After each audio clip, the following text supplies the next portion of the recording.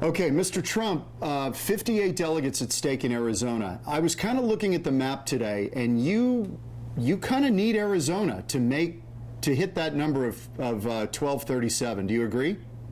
I think so. I mean, I was in Arizona a lot, and just the last weekend was so incredible there between Phoenix and Tucson. And yeah, I think so. We have a great feeling for Arizona, and the people like me, and I like them. So I think we'll be in great shape. Let me read something to you that Hillary Clinton said today at AIPAC. I know you're talking to them later. Can I read a little of this? She said, sure. Encouraging violence, playing coy with white supremacists, calling for 12 million immigrants to be rounded up and deported, demanding we turn away refugees. She says, America should be better than this, and I believe it's our responsibility as citizens to say so. And she said, if you see bigotry, oppose it. If you see violence, condemn it. If you see a bully, stand up to him. That was aimed squarely at you. Well, those last three things I agree with, to be honest with you. But look, she's just reading a speech that she reads off a teleprompter. And frankly, we need vigilance in our country. We need borders. She doesn't want to have a border. She wants people to pour through, whether it's Phoenix or whether it's any place in Arizona or Texas. She wants people to pour through into our country and frankly destroy our country. I mean, we've got nothing but problems. We've got drugs pouring in. We've got crime pouring in. We've got people being killed. You look at Kate in San Francisco or Jamil in Los Angeles and California, and all of the killings, the horrible, senseless killings, and we need a border. And you folks know that better than anybody, being in Arizona. You know it better than anybody. And what I say is we need strong borders. We need the wall, because the wall's going to stop a lot of problems. It's going to stop a lot of drugs, a lot of drug traffic. And interesting, John, I won in New Hampshire. The biggest problem they had in New Hampshire is, and they said to them, this is incredible, and I won in a landslide. They said the drugs, the heroin that pours in through the border, through your border. And I said, you know what, if I win, I'm going to stop it. So we're going to have real borders, and people can come into our country, John, but they have to come in legally. So Hillary wants people just to pour in, and we can't have that. Let me ask you a little bit about her, because you have so surgically just skewered your opponents in the primary. Lion Ted, Little Marco, Low Energy Bush, you have absolutely caricatured these people. How will you caricature Hillary Clinton?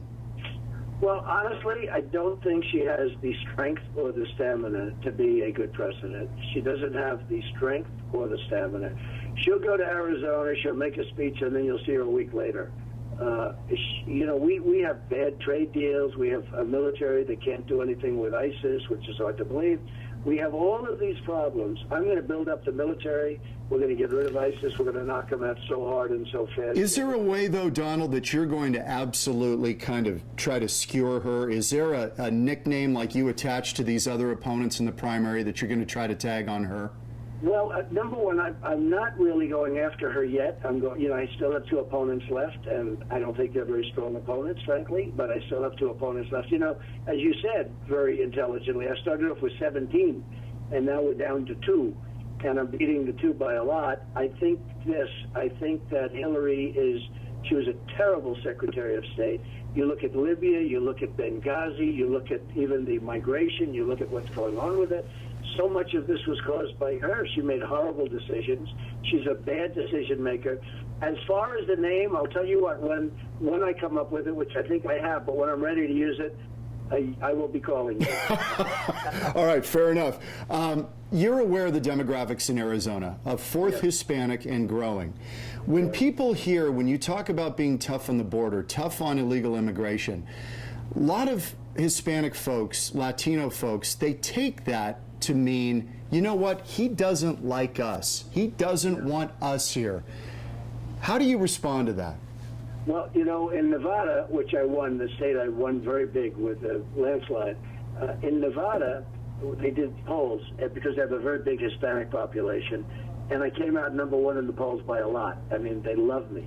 The ones that really like Trump are the ones that are here legally. When they're here legally, the voters, when they're here legally, they love me because I'm going to bring jobs back from China. I'm going to bring jobs back from Japan. I'm going to do an unbelievable job for people. They're not going to have their job taken away by people that came here and, frankly, illegally. And when you look at the Hispanics that are here legally, John, my relationship with them is incredible, and I'm leading every poll with them. Let me ask you something. I've got kids. And I got to be honest with you, Mr. Trump. Some of this I have trouble explaining to them. The language, the nastiness. Is there anything in this, and we all want do-overs in life, although you can't get them. Is there anything that you've said that you say at night, you know, when you're falling asleep? I would love to take that back. Is there anything? Well, I think in life there's so many things that we take back, John. You know, whether it's, just statements or things you do. And I would say that, yeah, the answer is always going to be yes to that question. But as far as, you know, you sort of, as you said very intelligently, you really can't take it back. It doesn't matter if you take it back. I'm leading by a lot. It's been an amazing trip. It's a movement like nobody's ever seen before. You know, it's been on the cover of Time magazine 4 or 5 times already. Nobody's ever seen anything like it. And, you know, the end result is I'm very happy about what's going on. People are being more vigilant. They're watching for crime. If I didn't bring up illegal immigration, John, it wouldn't even be a subject right now. And you know how big a problem it is, especially where you are. But you know how big a problem it is. It's a massive problem. So overall, I mean, I'm very happy about, there's always something you could have changed or done a little bit differently, but overall I'm very happy about the way things have Let me ask you, Mr. Trump, are you at all, because of the tenor of the campaign, are you at all concerned about your own personal safety? I mean, your son got a threat the other day. I saw the security out in Fountain Hills. Are you concerned for your own safety? Well, Fountain Hills was a good example. There was nothing out there. That was beautiful. We had 21,000 people. We had a love fest out there, John. You saw that. Not one person, you know, not one protester standing up. Once Sheriff Joe got rid of the couple of cars that were put on the road, there were no protesters. There were no anything. It was an amazing scene. And that's the way it is normally. You always have to be concerned about your safety and the safety of other people. Actually, it's almost, to me, more important, the safety of other people. But you know, you were there and you saw Fountain Hills. You saw that piece that the people said they'd never seen anything like that.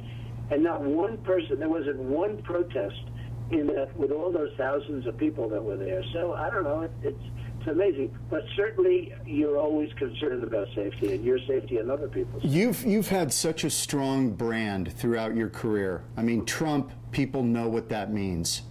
How much does it pain you personally that people are calling you a racist, a bigot? How do you feel about that when you hear these things that you probably have never faced before? I've never had it before. I've never heard it before. It's certainly never been associated with me. And it's very hard to take because I'm the exact opposite. I'm actually the opposite. And people that know me, they say, friends of mine that are African American, they say, you are the least racist person we know. So it's never easy. It's never easy when you get called. You know, when you are called names where you actually maybe there's some truth to something that they say, but when they say things that are so false, it's never easy to take. One more thing. Have you thought about a running mate seriously at this point? I have, but I want to get there first. I'm a closer. I get things done. I get things closed, just like we'll get things done for our country with education and with the Second Amendment and with military and with vets and with everything. We're going to do a great job in healthcare and trade. Frankly, I do think about it. I don't really want to make it too public yet. You got a name in mind, though. You've got somebody you're really eyeing. Well, I really have a few people that I think are very good. I mean, they're very talented. Can I throw a name out at you? Yes. Susana Martinez, governor of New Mexico, a woman, Hispanic, tough on the border, highly respected. I hear so many good things about her, John. I mean, you know, I understand that. It's not the first time I've heard tremendous things about her. And certainly she would be somebody that I would think about.